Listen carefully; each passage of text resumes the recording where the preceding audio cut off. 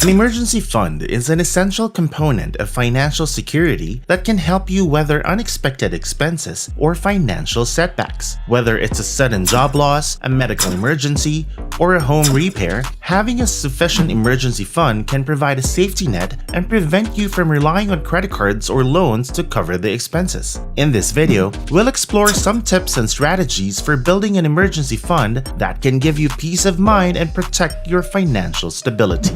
Number 1. Set a specific savings goal. The amount you need to save will depend on your individual circumstances, such as your income, expenses, and financial obligations. Experts generally recommend saving 3 to 6 months worth of living expenses for your emergency fund, but this can vary depending on factors like job security, health, and family situation. To determine your savings goal, start by calculating your monthly living expenses. This includes expenses like rent or mortgage, utilities, groceries, transportation, insurance, and debt payments. Once you have your monthly living expenses, multiply that by 3 to 6 depending on your personal situation. This will give you a general target for how much you need to save in your emergency fund. Keep in mind that this is just a starting point, and your individual circumstances may require a different savings goal. Number 2. Start small and be consistent. Many people become overwhelmed by the idea of saving several months' worth of expenses and end up not starting at all. However, even small contributions can add up over time and help you reach your savings goal. For example, if your goal is to save $5,000 for your emergency fund and you're starting with no savings, it can be intimidating to think about saving that amount in a short period. But if you break it into smaller goals like saving $50 a week, you'll be more likely to stick with it and build momentum. Consistency is also important when building an emergency fund. Saving a small amount consistently is better than saving a large amount sporadically. Number 3. Automate your savings. By setting up automatic transfers from your checking account to your emergency fund savings account, you can make sure that you're consistently contributing to your savings account without having to remember to do so each month. Automating your savings has several benefits. First, it helps you stick to your savings plan. Since the transfer happens automatically, you're less likely to forget or skip a contribution. Second, automating your savings can help you avoid the temptation to spend the money on non-emergency expenses. Since the money is transferred directly into your emergency fund savings account, it's not as easily accessible as it would be if it were in your checking account. This can help you stay disciplined and focused on your savings goals. Be sure to choose an amount that is realistic and sustainable for your budget. Number 4.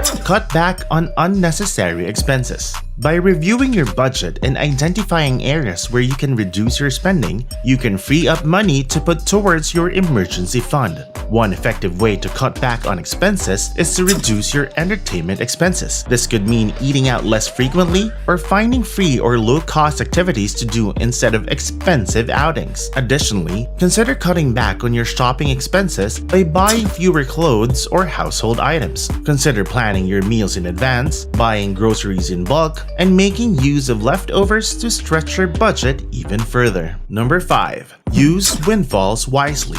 A windfall is an unexpected influx of money, such as a tax refund, bonus, or inheritance. When you receive a windfall, it can be tempting to spend it on something fun or frivolous. However, using some or all of it to boost your emergency fund can be a wise financial decision. By adding the windfall to your emergency fund, you can make significant progress towards your savings goal without impacting your regular monthly budget. If you receive a tax refund, consider allocating a portion of it to your emergency fund. Similarly, if you receive a bonus from work, you can put some of it towards your emergency fund instead of spending it all on something else. Number 6. Keep your emergency fund separate. By opening a dedicated savings account for your emergency fund, you can help avoid the temptation to dip into it for non-emergency expenses. One of the main benefits of keeping your emergency fund separate is that it creates a mental barrier between your regular savings and your emergency fund.